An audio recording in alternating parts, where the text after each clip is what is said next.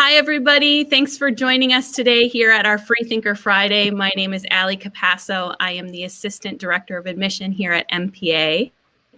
And today we're going to be talking about the MPA way of measuring success. You know, assessment is a vital part of education, but I think the way that we give assessments, the sort of culture about the importance of assessments, and then the way we actually use that data can actually vary quite a bit from school to school. So I'm glad you guys are here joining us today to learn about MPA's approach to assessment and the way that we measure success here at MPA. We are live, so if you have any questions or comments throughout this chat, feel free to put them in the comment section below, and we'll try to answer those as we continue on with our conversation. I'm joined by some amazing people today from a variety of different perspectives. I'm going to let them introduce themselves. Jen, could you start us off, and then we'll go to Rama and Lauren. Sure. Thanks, Ali. Hello, everyone. I am Jenn Milam, and I am lucky enough to be the middle school director here at Mounds Park Academy. This is my third year, and I am also a proud parent of two MPA students, one in 7th grade and one in 9th grade. Hi, everyone. My name is Rama Boddipalli. I'm a digital strategist at 3M. I have worked there for nearly 10 years now. I have two children at MPA, a 6th grader and a 3rd grader. Hi there, my name is Lauren Drake, and I am one of the upper school English teachers. And this is my 2nd year at MPA, and I think it's my 11th or 12th year teaching overall. And I have a pre-K, I have a son who's in pre-K at MPA. Awesome. Awesome. I love that we have such a variety of age groups represented too in our children. Jen, you have your doctorate in curriculum and instruction. Can you talk about what you've found through your experience and education to be best practice in terms of assessment, and then maybe how that plays out at MPA? Sure. I like to think of assessment really as being important and having 3 particular elements. Assessment is really a snapshot at that moment into what a child knows, is able to do, and what they think about their world. And so the 3 important things for me that guide my practice here at MPA is the first, that it must be holistic. So we have to ask children to demonstrate their knowledge in multiple ways, in ways that are not just sort of call and response, or in ways that are not just simply knowledge recall. So it has to present itself in many different ways. It also has to be developmentally responsive. And a lot of times people use the word developmentally appropriate, but I like responsive because it means that the assessment meets the student where they are based on their age, their grade level, the cultural context in which you're learning, many different things. And finally, as I alluded to in the first point, it really should be about transfer. And so when you learn something, you have a sort of bucket full of knowledge, but really it's about the application of that knowledge to a new and novel setting that really pushes the student to apply what they've learned and then demonstrate their understanding of that. And at MPA, at all grade levels, and from pre-K all the way to 12, teachers use many different types of assessment. We do some forms of standardized assessment because it's important in the world, but we also offer students the chance to write poetry and do plays and write scripts and draw pictures and paint portraits. And all of those ways, depending on what you're asking them to do, are valuable windows into what students know. Awesome. I love how you describe it as a snapshot, because I think that's really important, right? It's that assessment, no matter when it happens, is not the end all be all of a kid's, what they're understanding and where they're at in their education. It's a snapshot of where they are in the current point in time. So I love that.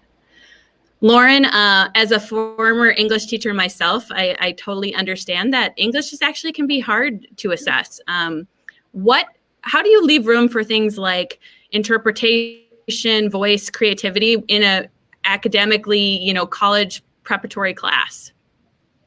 Yeah, so I'm going to kind of piggyback a little bit off what Jen was saying in this, that I think multiple assessments are really important in any class. And in my class specifically, so that students can kind of showcase their strengths and also then be challenged on what they need to work on. So in an upper school English class, like my primary assessment is essay writing and just writing in general. But within that category, I do give assignments of different types of writing or different lengths. So it's not all serious literary analysis. There might be an op-ed piece or a creative writing piece.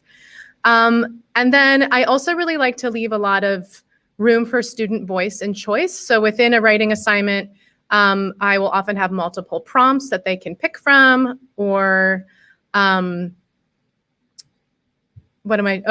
then at the end of each unit, we also do a Socratic seminar, which I'll get into more in a minute, but just multiple ways of being assessed. So that might be verbal or written, and also like little day-to-day assessments where I can kind of gather how students are doing in the classroom, just in kind of a more informal manner.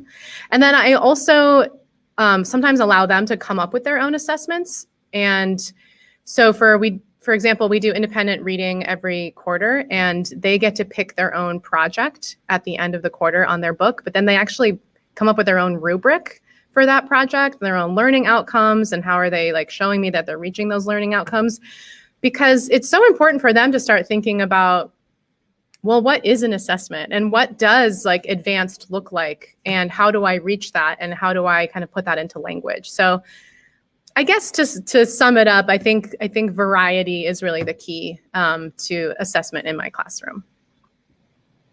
That's awesome. I love that idea of them coming up with the rubric, because it really makes them think about that and have some deep discussions, just what you were saying about what does advanced mean in this category. I think the other thing that I just want to highlight, and it's something I brag about when I talk about MPA, is that our writing program, the way we prepare kids for college level writing is really amazing. I think it's the most often comment we get back from grads when they come back on campus is that they were prepared for college level writing. I was actually just speaking with a family whose son just graduated in 2019, and now they're coming back around for their second son. And they were saying, yep, his paper was held up at the front of class and said, this is how you should write. And they said that was due to his training at MPA. So we have a very strong writing program, and that's wonderful to hear from grads. Lauren, can you talk a little bit about that Socratic seminar method? I know that you use a lot of discussion in your class. How do you use that as a form of assessment? Yeah, so I do, to give a little background, in a non-COVID situation, we do like move our desks into a circle and have student-led discussions daily. And Socratic seminar is different in that we move our desks into a circle and it's a student-led discussion, but I am assessing them on what they say. So they have to prepare a bunch of questions that I've given them ahead of time. They need to find evidence to back up each question.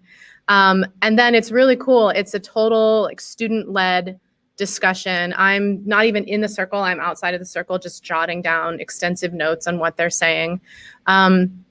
And part of the assessment, and I go over this with them, is not just speaking a lot and, backing up your points with evidence, but it's also being able to present original and passionate points of view. And then on top of that, it's also making sure that everybody is speaking. So if you are somebody for whom speaking in classes just comes really naturally, then I put it on those kids to be leaders and help bring out the other kids and make sure that everybody speaks at least once, ideally twice. And I think it's important that we have that assessment. I mean, verbal communication is a standard in the Common Core for English teachers to teach. And then that's kind of on top of their ability to then also show their comprehension of the unit through their writing. So yeah, it's really fun. The kids get a lot better at them as the year progresses. And it's really impressive to just sit back and listen to what a bunch of 15, 16-year-olds can come up with about literature. That's great. I think so much of this goes back to what we want for our kids at the end of the day. What skills actually equate to success. And I think this question led MPA to really focus on rigor with a purpose and with a meaning. The other part of this conversation is that these days, for better or for worse, our kids are spending more and more time online and on their devices. And I think you can read countless studies about how our kids are becoming less and less social, at least in the way we sort of traditionally define that. And I think that means it's really important for us to, nurture very consciously and purposefully character development and social emotional skills. There's an organizational psychologist, his name is Adam Grant, and he wrote an article for The Atlantic called Stop Raising Successful Kids and Start Raising Kind Ones.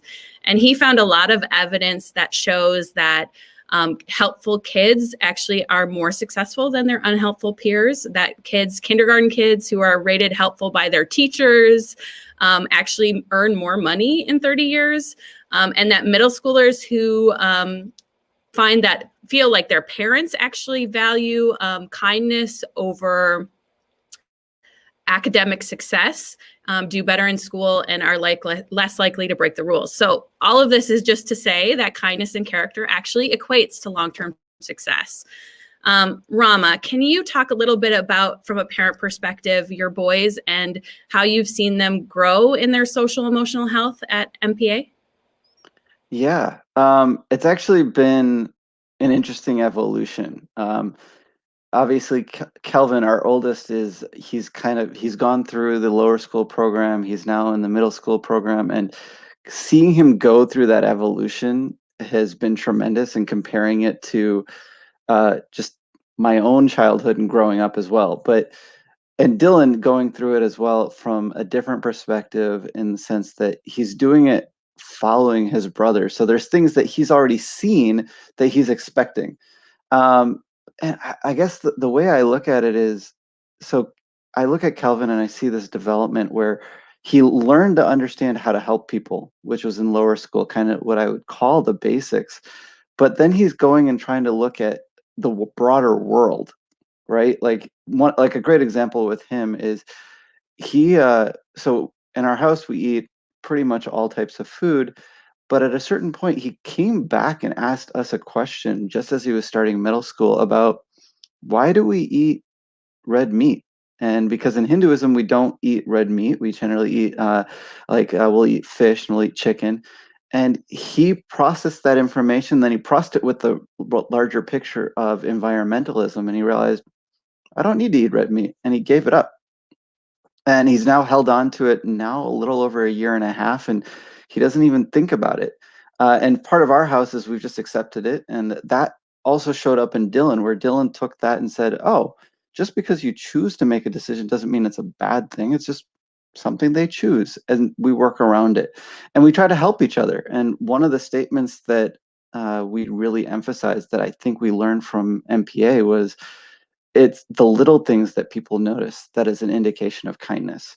When you recognize somebody else's little things, from, hey, let me open the door for you, to, hey, this chair's in your way, let me move it out of the way. When you recognize those little things, that's when kindness shows up. And it's an amazing thing to see how the kids have learned that, not only through MPA, but also are applying it to the rest of their life. That is so awesome. I love to hear that. And I think, we have an amazing program that starts in lower school and works in conjunction all the way up through upper school. And, part of that is our CHAMP program in lower school. Character Happens at Mounds Park, where you see those kind of attributes being taught in the classroom every day, very purposefully, again, which I just really, really love. Jenn, can you talk about some other ways that we teach those social emotional skills through either curriculum or culture at MPA?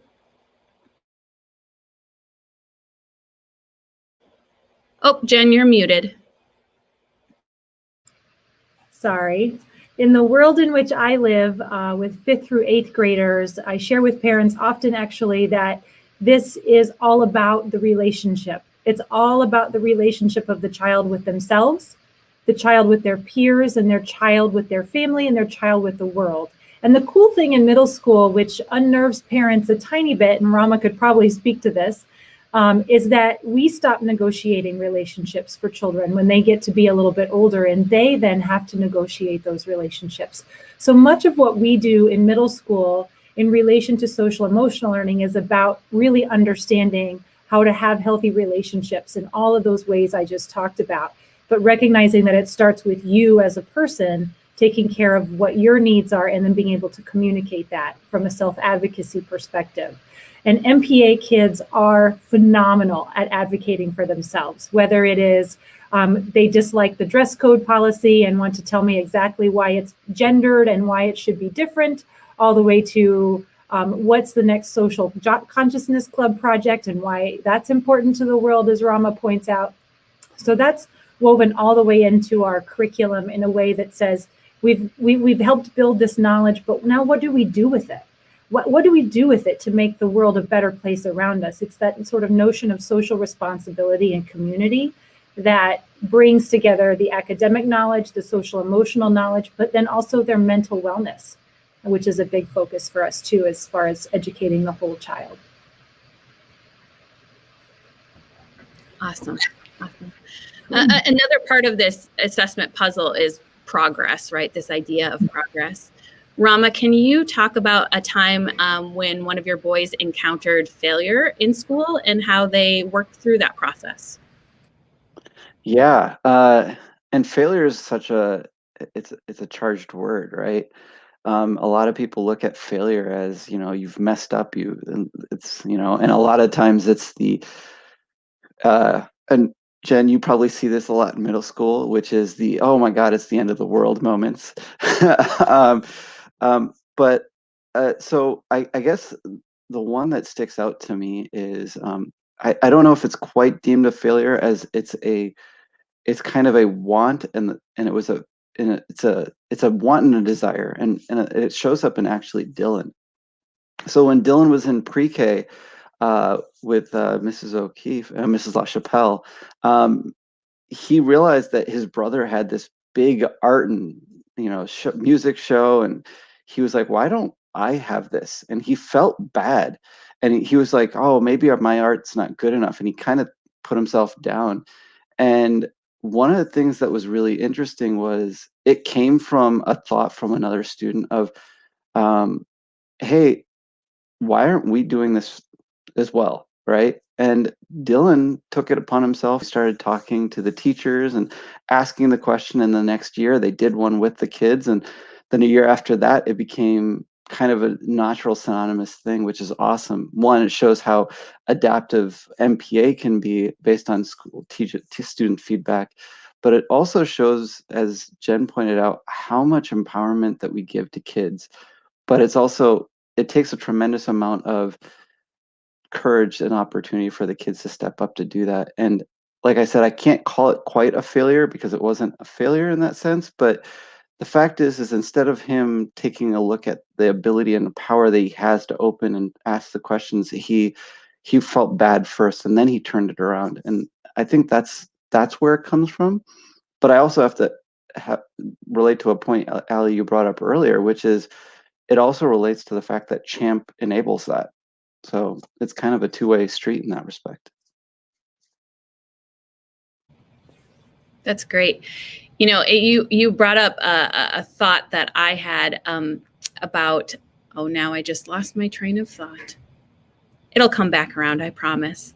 Jen, can you, I always say failure is a gift, right? It is really the comma, not the period at the end of the sentence. And I think the more opportunities actually we give kids to encounter failure in a really supportive environment, the better. Can you talk about, failure and its place in the MPA classroom and why it's important to acknowledge it? Yeah, there's like 1,000,001 sort of like ways to say that failure is great, right? We have failing forward and what you just shared. I think my favorite that I've read recently is it's where the cracks are that the light gets in, right? And so think of it more be like Humpty Dumpty. You have a little crack, but that's where the light gets in. The key to really using failure to your advantage, or teaching young people to use it to their advantage, is creating an environment where it's safe to take risks. And when it's safe to take a risk and you fail and you realize that the failure isn't the end of the world, it doesn't mean that you're a bad person. It's not the sum of your character. It's not the sum of your academic ability. It may be that there are people who are smarter than you in the room, and that's okay, because everybody has a place. I say to middle school kids, if we were all the same, wouldn't that be kind of boring? I mean, it would just be boring. If we all liked chocolate ice cream, we would never know what strawberry ice cream tastes like. And if we all were perfect, then that would be super boring. And they agree. They agree because they realize the beauties in the imperfections. So how do we set that up? We ask hard questions. We give hard tasks. We push kids to the boundaries of their limits. And then we stand there and wait. We wait beside them, we wait with them, we hold them up in such a way that they can take the big leap. And then when it doesn't go the way they expected it to, we process through it. If a friendship doesn't go the way they think it will, there's a lesson to be learned there about how you negotiate in a relationship. If you don't do well in a test, there's a lesson there about how you can do better next time. In middle school, we don't really focus on report cards. We use them as a productive pause, and we say, what could we have done better in the last quarter, and what are our goals for the next quarter? And when you set up a mindset that's focused on the growth and what comes next in the experience, the failure, it just literally becomes part of the process. I do say to kids, though, at this time in their lives when everything is big, that this is not the sum of who you are. This is one tiny moment in all of your moments. And while it feels big, because you have to acknowledge that it feels big, but it's just not the biggest thing. That's wonderful to hear. That's wonderful to hear. I think I remembered what I was going to say to Rama, and I think it actually applies to what Jenn was talking about too. I think one of the things I've been most impressed by at MPA is our ability to have some courageous conversations. And that goes for kids. I think back to over the summer when we were watching so much unrest in our city, watching the Social Consciousness Club having really amazing, courageous conversations about race relations and voting and what that looks like in our city. But also I think, and Rama, the reason you made me think of it is that, your little boy looked at this and said, why isn't this happening? And we didn't shy away from that, right? We as a community said but we should look at this. What can we do better? And can we build this? And I think I've just been so impressed by that. Goes from kids all the way up to our administration. We face things like, how we jumped into COVID head on, and we have those courageous conversations. And I think that's a really important thing for our community. Lauren, to shift gears just a teeny bit, when we're talking about progress, what does progress look like for you? Can success be different for different students? And then I guess the last part of that question is, how important are your relationships with kids in order to kind of measure that progress?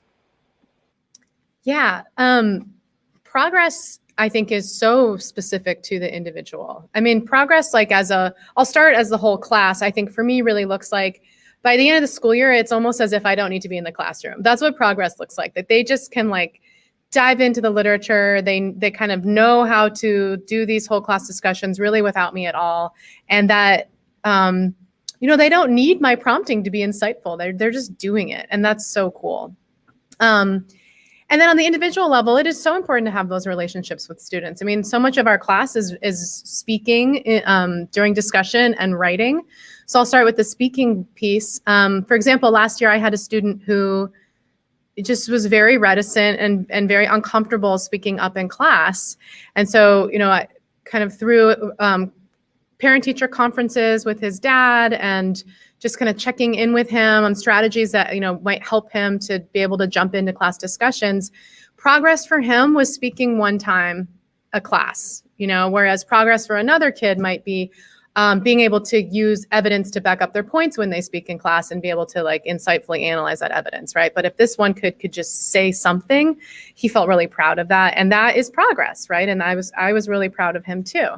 And then what's super cool about the way that we teach writing at MPA, which is very unique because I've taught at multiple schools before coming here, is 2 essays a quarter need to be drafted essays. So we do the drafting process, which thinking about that failure piece, not so much failure, but that ability to take risks or feel okay, what I'm going to put down on paper right now isn't like the last chance I get to kind of think about this topic or kind of prove my worth as a writer. So, they'll submit their draft and then I will give them comments and then they will revise. So within any given assignment, like we will be able to see progress. And then throughout the school year, I see progress. Like a kid maybe who was initially getting low B minuses on their drafts suddenly are jumping up to the A minus range on their drafts. And so that looks like progress too from, beginning to end. So lots of different ways of assessing progress. Awesome.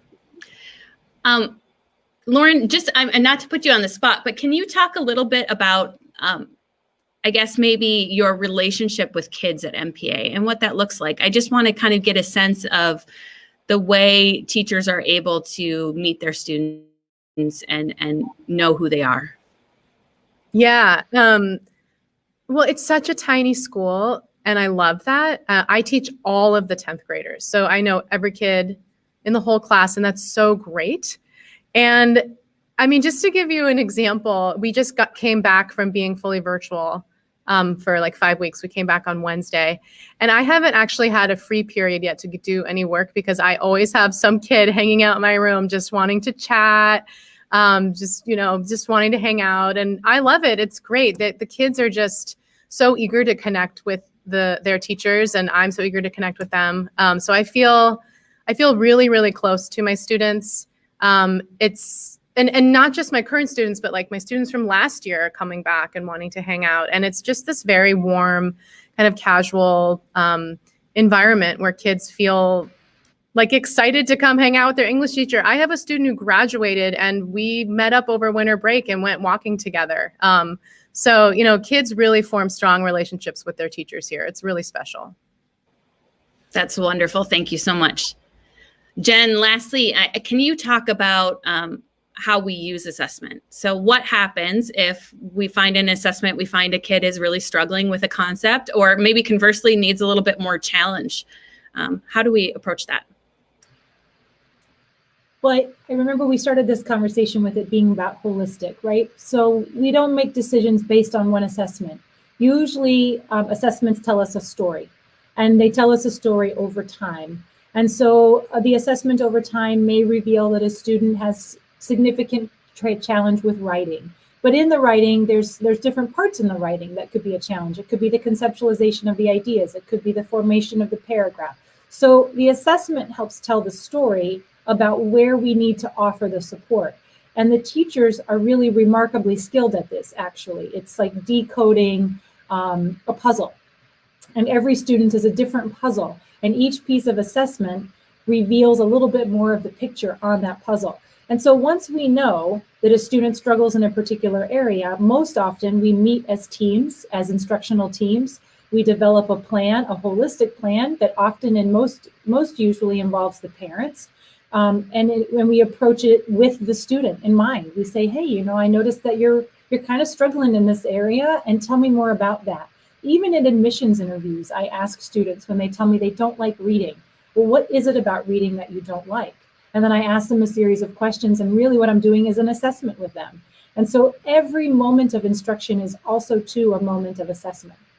They are the same thing. They go back and forth. And when we recognize a kiddo needs a little extra support, we shift our instruction in that way. All of our standardized assessments that we use at MPA are also formative. They are, again, and we tell parents this, Rama can certainly support, they are a pause. They're just a window, and we use them to guide our instruction. And when we see a kiddo who's excelling, we then can have other conversations with parents, like I've had with Rama before about his precious Kelvin, who needs to be more challenged, who thrives on that challenge, and then providing that safety net for Kelvin to take his next big leap. So it really is about seeing instruction and assessment as really partners in the journey at every single step.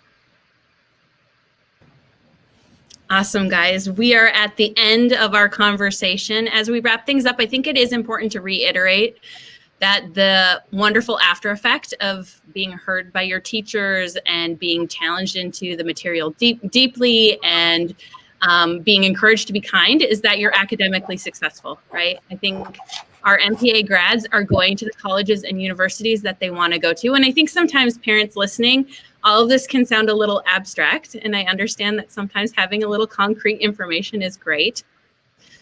So just know that of our last 2 graduating classes, 90% of those kids got into their first choice schools. So we're helping kids get to where they want to go.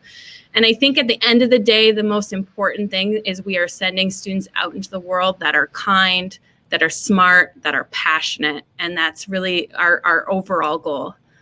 Thank you so much to my esteemed guests today. I really enjoyed hearing your guys' perspectives and getting to flush out this topic a little bit more. And thank you for everyone who joined us.